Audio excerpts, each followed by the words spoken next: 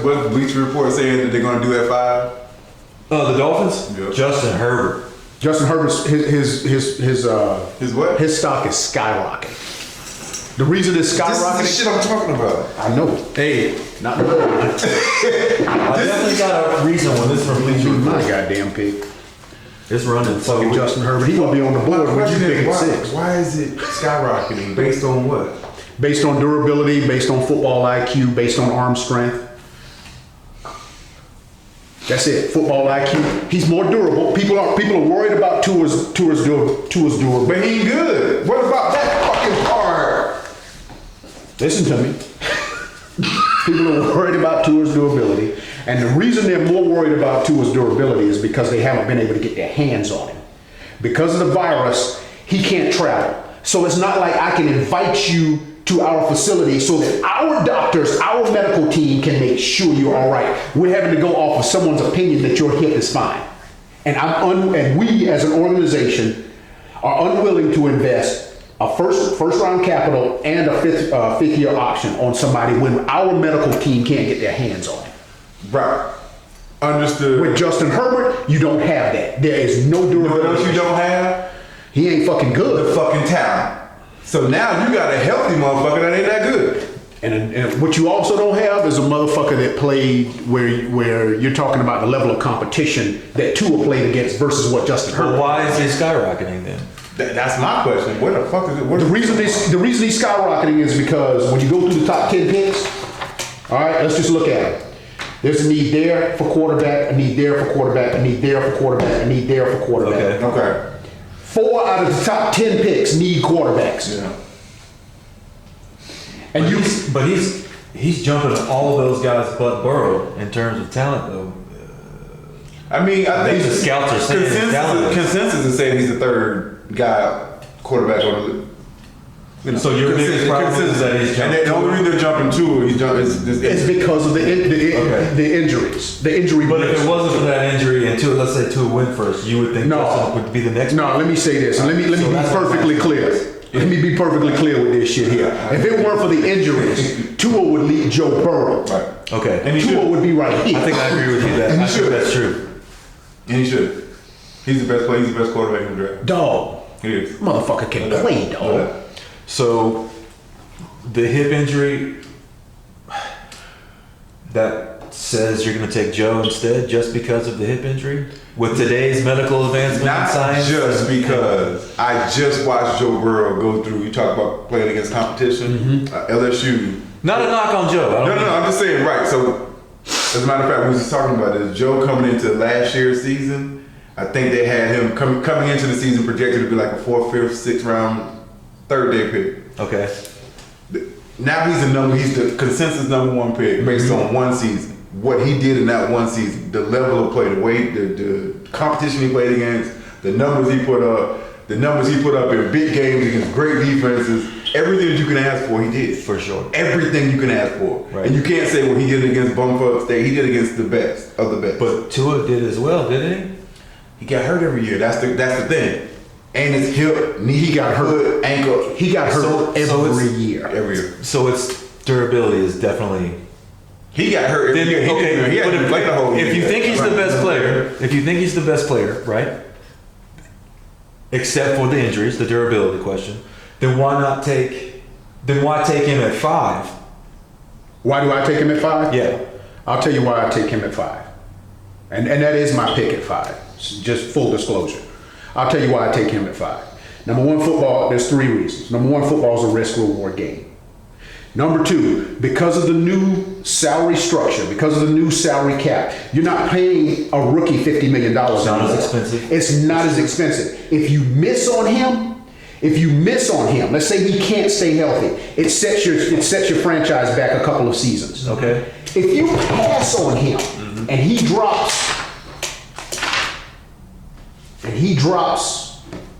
all the way down to here, 12. And then he goes on. No, let's go further than that. If you pass on that dude and he drops here, To 23. Okay, to New England. and goes on to have a 12-year career where he goes to 10 Pro Bowls. That's also gonna get your ass fired. Yeah. That should get your ass fired. Okay, so, and then given the level of competition, and he checks all the fucking boxes. Right. Here's his problem. We're not. None of us are arguing Here's his talent. his problem. Here's Tua's problem. He's not as elusive as he thinks he is. He thinks he's Russell Wilson, but he's not. He needs to play like I love he that. needs to play like Drew Brees. Drew Brees doesn't take all those unnecessary hits. He gets rid of the football. Russell Wilson can move. Tua thinks he can move, but the problem is he's not as elusive as he thinks he is. So when he gets tackled, his extremities are always folded up underneath some heavy ass defender, and it fucks his ankles up, it breaks his hip and all that kind of shit. Russell Wilson knows how to avoid hits, he knows how to get out of bounds, he knows how to slide, he knows how to go down. Tua thinks he's Russell Wilson, but he's not. He's not as elusive as he thinks he is, and that's his biggest problem. Who should he pattern his game after? Breeze. Breeze, okay. He needs to be more Drew Brees and stop trying to be Russell Wilson. So you take him as 5 because you think he can be taught that. Dude, I think that's a very interesting take. I love that. I can absolutely teach him that. I can teach his ass to get down. You can coach that out of him. Get down. Right. You can coach so that if he's out. the best player, then Why not take him at 1? I mean that's where I always land. Because Joe Burrow's on the board at 1. Yeah, he did the ball like Eric said. He got a hell of a Well, he year. balled and he's from that area. He is from Ohio, isn't he? It all makes sense. Was he from Cincinnati? I know he's from Ohio. But Prodigal son does come home. You know what I mean? Well, he went to Ohio State, so that's where he started. So Ohio. they worked with LeBron. His parents only live like maybe an hour away from Cincinnati or some crazy shit. Like it's. I mean, that's all. It's all lined up. You Yeah. gotta take him. And just my thing is taking him. Even if let's just say he turns out to be a bust, and it can happen. Any of these guys that we're talking about could end up being a bust. But let's just say Joe Burrow turns out to be a bust. You have to take him. There's nothing that you could. There's no reason that you can talk your way out of making that pick if you're the Cincinnati Bengals, in my opinion. I agree, but I did think you might throw me a curveball. If this dude's the best player in the draft, why not give him the best player in the draft? All right, well, I got the same question about Chase Young. I mean, we were just talking about how all these GMs are going to get fired if they make the wrong pick, right? Why wouldn't you take the guy who looks the... You keep talking about film. I mean... Because you don't have a quarterback on that team. See, that's the thing. I want to keep this on quarterbacks because right now, this is just about the quarterback. Because I get what you're saying because I'm an advocate of if you're picking in the top 10 or anywhere in the first round, you don't take guys that you think hope might. You take guys that you know will be starters in the NFL. Agreed. You never take it first round, first pick.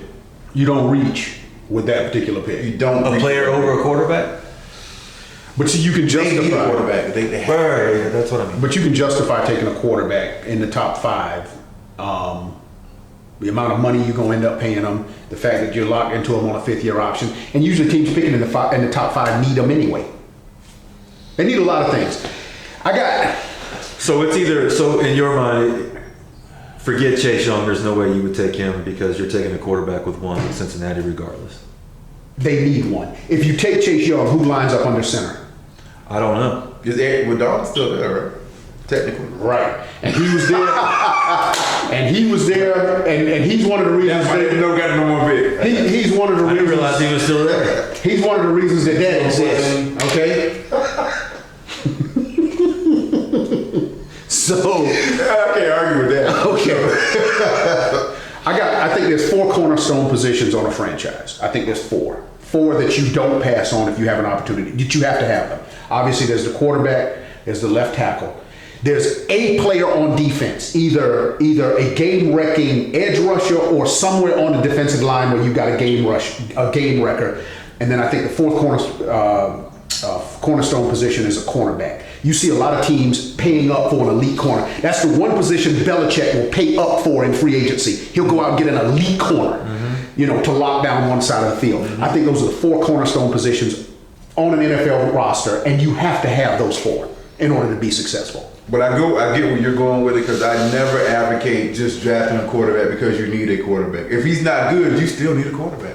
You're going to need one next year. You know what I mean? You just got a guy in name, but you still I mean, gonna if need you a just look quarterback. at the history, it's so hard. Is he a can't miss pick? And I've heard of that. Is guy. Joe? Yeah. No, he's not. Now that's a miss. great question. Is Chase Young a can't miss? Wait a minute. Hold on. That's a great question. Let's talk about this Joe Burrow thing. Is he a can't miss pick? What do you think? That's a great question. I just want to know. I'm sure America wants to know too. I think there's a high likelihood that he is successful. But I think there's a higher likelihood that Chase Young is more successful. Right, but I just want to talk about, let's just stay on Joe Burrow. I get what you're saying because I'm with you. I'm talking about the first pick, really. Right, that first pick, quarterback. But we're talking about like the top quarterbacks. And is Joe Burrow, I don't think that exists, especially with Cincinnati, because you always talk about the organization. It's not just going to be him. If you're just expecting him to be the savior to fix the deficiencies in the front office and everywhere else, then I think you set yourself up for failure. It's going to be a lot. It's going to take a lot more than him. Was Peyton Manning a can't miss player?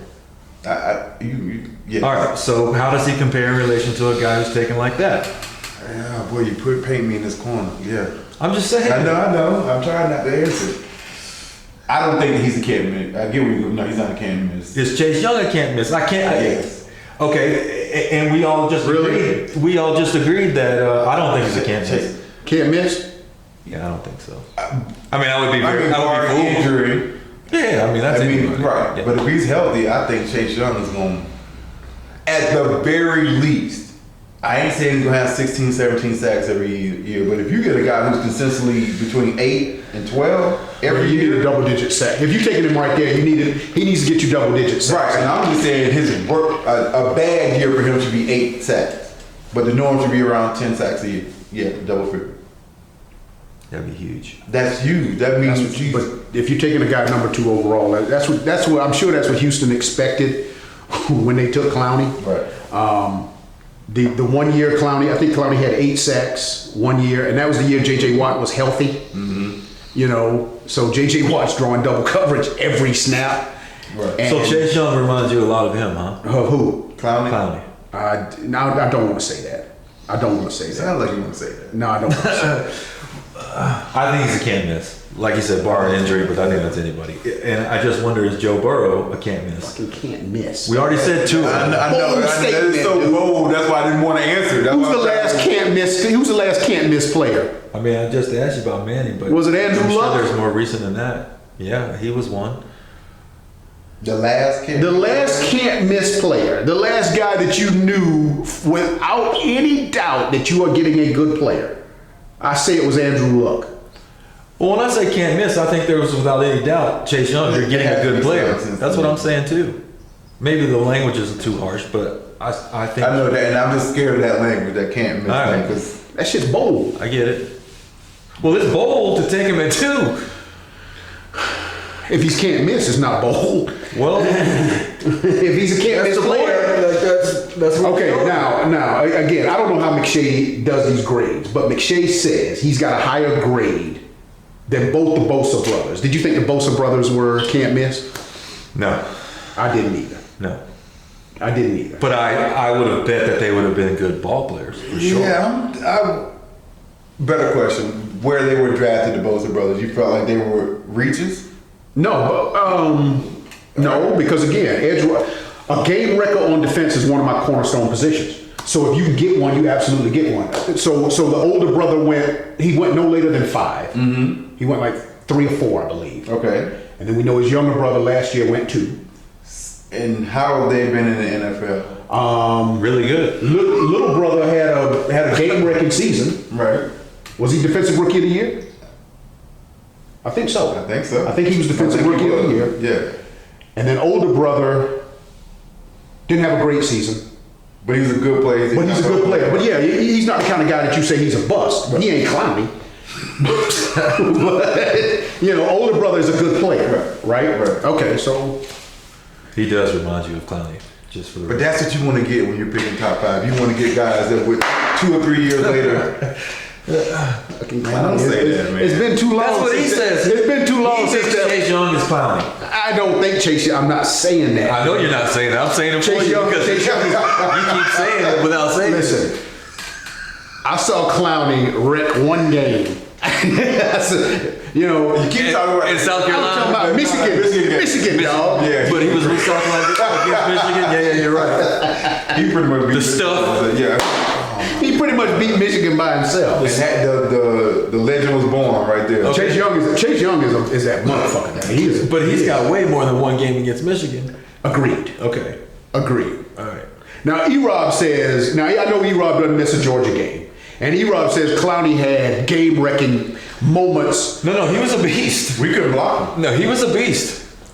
All right, you want me to tell you my problem with Clowney?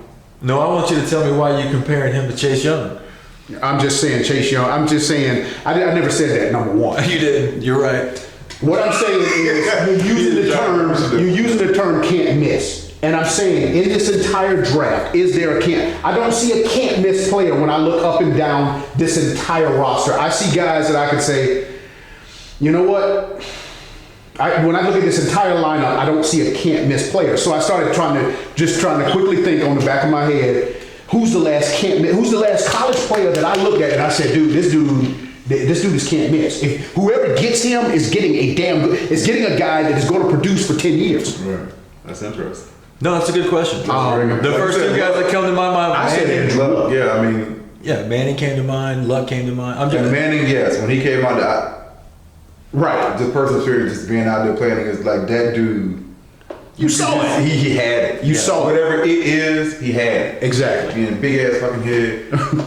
But I mean, he I can't just say nothing about that. I got a had big head myself. So. No, not like this. This small. The cranium, huh? hey, I got one too. Big cranium, baby. Hey, last dude. I don't know, Greg. Luck probably is the last person. That's what I'm thinking. Yep. What about defensively? Because J.J. Watt, we didn't know that. We didn't know that. No. You already said no to the Bosa brothers. Can't miss. Yeah. Defensive player. I didn't know the Bosa brothers were gonna be this good. Yeah. For me, it's a bit of a homer pick. Like Roquan, so like I knew wherever he went. Yeah, that's true. He's gonna wreck. But I just knew it. There's something about that kid. He got it too. If he stays healthy, he's gonna be. I don't think that's a homer pick at all. Although it's a homer pick for me. That's a good pick. No, that's I think it's the right pick. I think you're absolutely right. That's a hell of a pick. Julio Jones. Yeah, I knew he was. I mean, yeah, he was Even coming off the foot, the screw in the foot, that didn't worry you at all. Him and AJ, I knew coming in that draft, whoever gets them got two studs, not just good players, studs. Both of them. Foot. I said that about AJ. I agree. The foot thing, the screw in the foot when it came to Julio Jones worried me a little bit because I thought maybe when he was 20, I'm not worried about that. When he gets up in age a little bit, that foot could become arthritic. It might ultimately cut his career a little bit short, but AJ, I had no question marks about. I mean, the Falcons didn't need. And again, the Falcons tried first to get AJ. Yeah, that's true. That's their first choice. Because they were 1A and 1B and 1. And the Bengals wouldn't move, so the Falcons said, okay, plan B, let's talk to the Browns about moving into their spot and taking Julio Jones. Yeah. So hats off to them, man. They tried, But we also all agreed that neither one of them were can't miss, so. Agreed. But since then, that's a hard question, man. Can't miss. That's a strong. The language is really strong behind really it. strong. And I realized that when you said, I don't know about can't miss. dog, that's a bold damn statement to say he can't miss. He's a hell of a player. That's 100%. I think he's a hell of a player. So, all right. So if can't miss is 100%, what percentage do you put on Burrow that he won't miss? Oh, he going to the fucking bungles. You gotta factor that in, and that's kind of. He going to the fucking bungles, dog. They'll fuck up a wet dream. You know, I'm gonna hedge my bet. I'm gonna say it's a 67.5% chance that he's gonna be. That he does what? Good. Yeah, he's gonna be All right, so you give it 70% chance. worthy of. That's fair. 70% chance. Yeah. 70-30 on Joe Burrow. 70-30. What are you on Chase Young? And we're gonna take injury out of it. We're just talking about just. Yeah.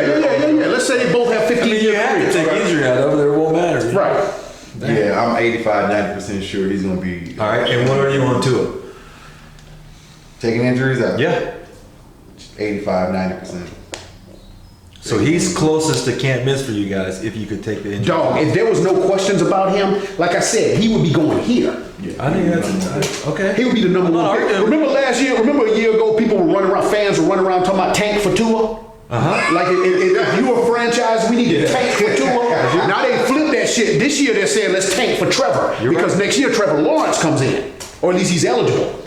He can leave after this year. So you take 65% guy, 70% guy, and just the injuries make you say, I got to take Joe Burrow over him because that's, what'd you say, 85, 90%? For Tua? Yeah. 90% chance that he would be a success. With no injuries, we're just talking about pure talent on the field. Pure talent, I would be 100% sure he would be a success. Really? Yes. Okay, so he would be a can't miss. I'm telling you, he is the best quarterback I have ever watched play. All right, so let me keep going. Let me keep going. So okay.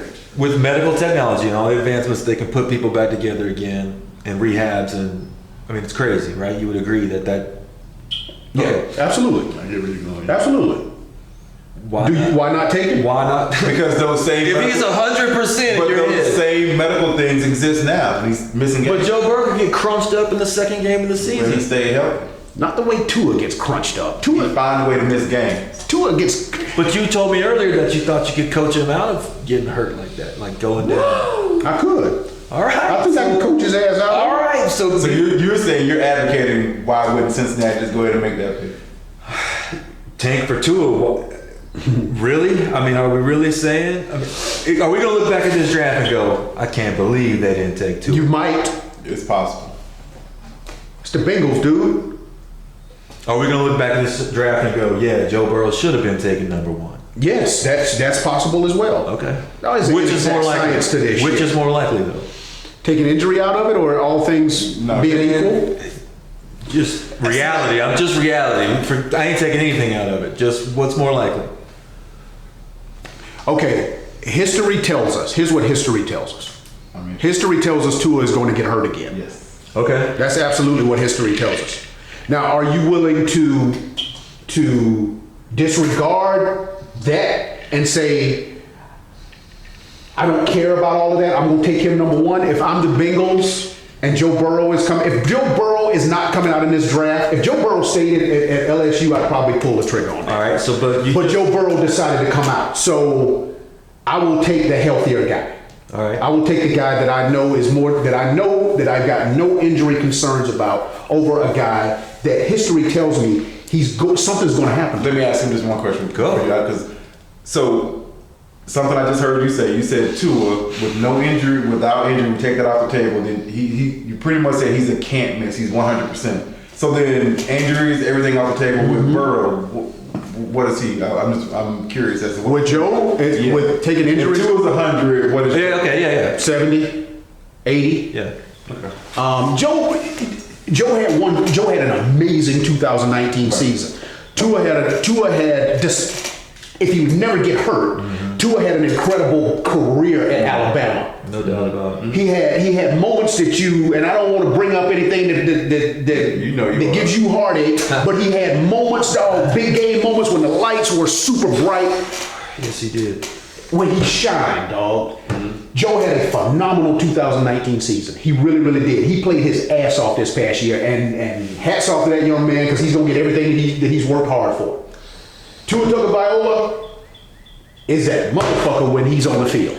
He's just never on the field. The only thing I'm going to say, the only negative that I have against Tua, and to me, it's a big negative, is what you just brought up. Like those big games, like Tua, we know he's accurate, he's a very good quarterback. What I've seen though in those big games, where it's him and he's the main focus, because you go back to that national championship game when they knocked us out, he didn't start the game. No, he came off the bench and won it. Now the following year when we played in the SEC championship, He started that game. Remember what happened? And he got, exactly. He had like 2 or 3 picks in the first half. He was playing really bad. And we folded his ass up. He didn't make it through. I thought Georgia was going to fuck him up. And then Jalen Hurts comes off the bench and wins the game. I'm like, damn, Georgia can't catch a fucking break. I'm just saying, there have been a couple of instances where I've seen Tua in big games when he has to play against great defenses where he doesn't look like the best player on the field. So you just got to take that into consideration when we're talking about evaluating the tape. Because I've seen, I'm like, damn, I mean, he was cutting everybody up once he started playing. We were a good defense. And then you We got, were really good film on his ass. Then you got film on his ass. Okay, we see what you like. No. Once they start playing against teams who can match them athlete for athlete, I think they played Ohio. Somebody in the playoffs or whatever, and it wasn't the same. It wasn't just up and down the field like they had been doing the whole year. I just want to make sure that's a part of the evaluation. That's goddamn hell of a point. But would you say Burrow did that other than just that? That's one why year? I want to bring out and be very clear. This year, Burrow played against all the top dogs. He sliced all that ass up. Okay. That's a great point. He played against Ohio State, one of the best defenses in the country, number 1 and number 2. Played Clemson. All them motherfuckers. And he gets through that ass. Yeah. You know what I'm saying? He also played with You played really Georgia? good defense. Well, shit, that's the SEC. Right. I mean, he played against some good It's not defense. just the SEC. But he played it is in the SEC, but they have a top Played defense. against Alabama and Georgia, who have a good defense. That's true. And gets it. Yeah. You know what I'm saying? There's no argument Like there. asses up. You know, I'm like, woo. Yeah, baby. All right. So who you like? Tua versus Joe. All right. So if you're sitting here, let's say he's always healthy, because you just made a compelling argument. You made a damn good argument. I got to give it to you. You made a that damn perfect argument. So let's say Tua, there's no injury concerns, and you're the Bengals sitting at 1, and you got your choice of either one.